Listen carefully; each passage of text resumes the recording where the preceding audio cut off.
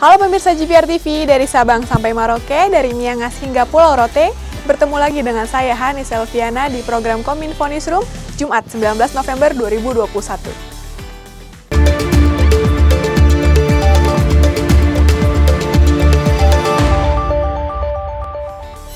Pemirsa, mengawali berita pertama, Menko Perekonomian Erlangga Hartarto pada Selasa 16 November 2021 lalu telah menerima audiensi dari Forum Silaturahmi Asosiasi Travel Haji dan Umroh atau SATU. Audiensi tersebut dalam rangka persiapan umroh dan haji yang rencananya akan dibuka dalam waktu dekat.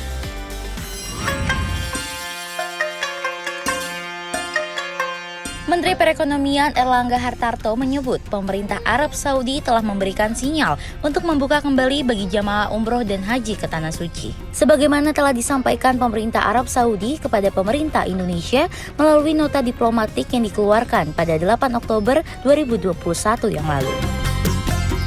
Adapun persyaratan bagi peserta umroh dan haji dari Indonesia, yakni jamaah Indonesia wajib sudah divaksin COVID-19 menggunakan Pfizer, Johnson & Johnson, Moderna, dan AstraZeneca, dan dengan ditambah Sinopharm dan Sinovac. Khusus Sinopharm dan Sinovac, saat ini Arab Saudi juga mengizinkan dengan syarat tambahan vaksin booster. Di Indonesia sendiri, pemberian vaksin booster atau vaksin ketiga akan dipersiapkan kepada masyarakat non-tenaga kesehatan pada Januari 2022 mendatang. Saat ini, diplomasi terus dilakukan untuk memudahkan calon jemaah haji.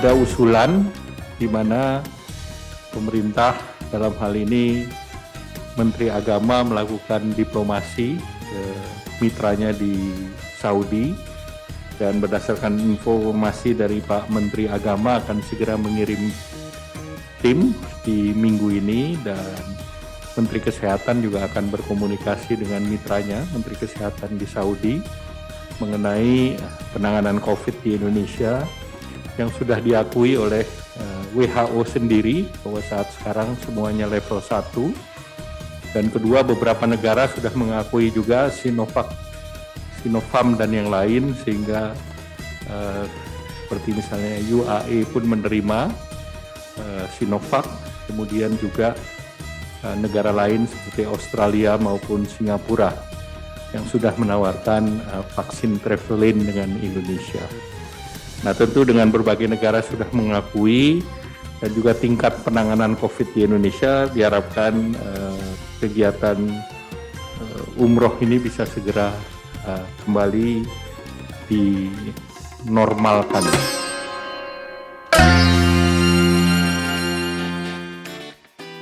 Informasi selanjutnya, pemerintah memastikan akan terus mewaspadai dan mengantisipasi berbagai gejolak ekonomi global yang dapat memberikan pengaruh terhadap kinerja ekonomi Indonesia. Hal ini menjadi pembahasan dalam sidang Kabinet Paripurna yang dilaksanakan pada Rabu 17 November 2021. Isu kenaikan inflasi yang terjadi di sejumlah negara, baik maju maupun berkembang, menjadi salah satu pembahasan dalam sidang Kabinet Paripurna Presiden Joko Widodo bersama jajaran kementerian. Dalam hal ini, Menteri Keuangan Sri Mulyani mencatat kenaikan harga di tingkat produsen dapat menyebabkan kenaikan harga di tingkat konsumen sehingga memicu terjadinya inflasi.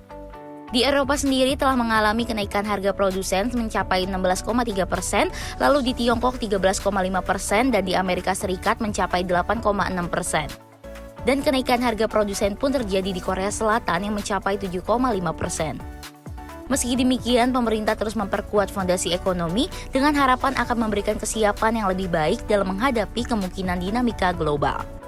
Pemulihan ekonomi kita di kuartal ketiga sudah cukup menunjukkan bahwa seluruh sisi permintaan, konsumsi, investasi, ekspor, impor semuanya mengalami pembalikan atau pemulihan, rebound dan recover. Demikian juga dari seluruh sisi sektoral, baik itu di sektor perdagangan, manufaktur, pertambangan, konstruksi, akomodasi, transport maupun pertanian dan infokom semuanya mengalami rebound dan recover di kuartal ketiga meskipun kita dihadapkan pada varian Delta yang cukup berat.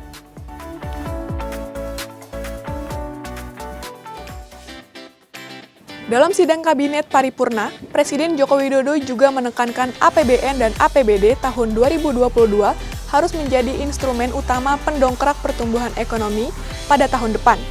Untuk itu, Presiden meminta pangkas belanja rutinitas tak perlu dan dialihkan dengan belanja produktif.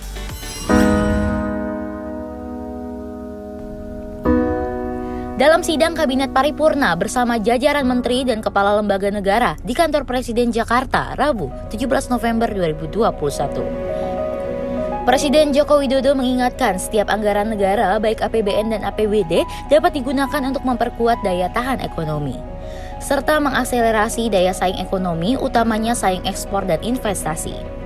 Selain itu, diperlukan penajaman dan efisiensi belanja dengan memangkas belanja rutinitas yang tidak perlu untuk segera dihilangkan dan digeser ke belanja yang bersifat produktif.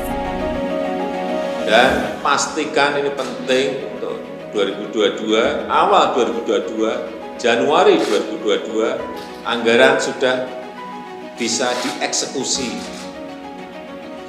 Artinya di bulan-bulan ini kita akan mempersiapkan administrasi untuk agar di awal tahun, di bulan Januari itu sudah bisa dieksekusi.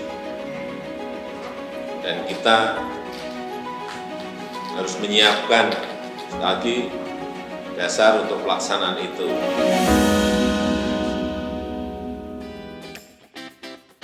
Satu hal lagi yang menjadi perhatian penting, Presiden juga mengingatkan untuk tetap waspada akan kenaikan kasus COVID-19 di negara lain, dan diharapkan kenaikan kasus tersebut tidak masuk ke Indonesia. Pada sidang Kabinet Paripurna Republik Indonesia, Joko Widodo selaku Presiden Republik Indonesia menyampaikan bahwa kita harus tetap fokus terhadap penurunan kasus aktif dan kasus harian COVID-19. Kasus aktif di Indonesia sendiri sudah berada di bawah 9.000, serta kasus harian hanya mencapai angka 300-400. Karena adanya lonjakan peningkatan kasus positif di negara lain, Presiden Joko Widodo juga menyampaikan agar waspada sehingga peningkatan kasus tersebut tidak masuk Indonesia. Karena kita tahu sekarang di Amerika Serikat kasus harian sudah naik lagi ke angka 70, Inggris sudah 70.000, Inggris sudah 39.000, Rusia 38.000, Jerman 30.000. Ini harus menjadi kewaspadaan kita agar kejadian ini tidak masuk ke negara kita. Sehingga sekali lagi provinsi-provinsi yang naik meskipun hanya sedikit betul-betul diberi peringatan dan diberi bantuan agar di backup agar kasusnya bisa turun kembali.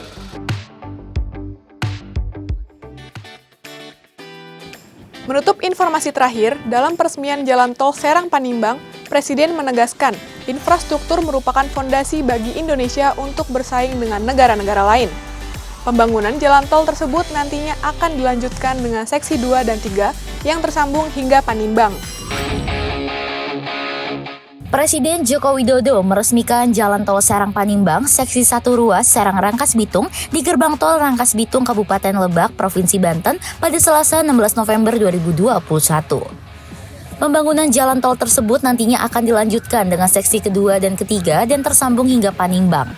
Untuk seksi kedua yaitu Rangkas Bitung Cileles sepanjang 24 km dan seksi ketiga Cileles Panimbang sepanjang 33 km. Dan Presiden berharap keseluruhan jalan tol tersebut akan selesai pada 2023 akhir. Tol tersebut juga akan memangkas waktu tempuh antara Jakarta ke Tanjung Lesung yang tadinya 4 hingga 5 jam menjadi maksimal 2 jam.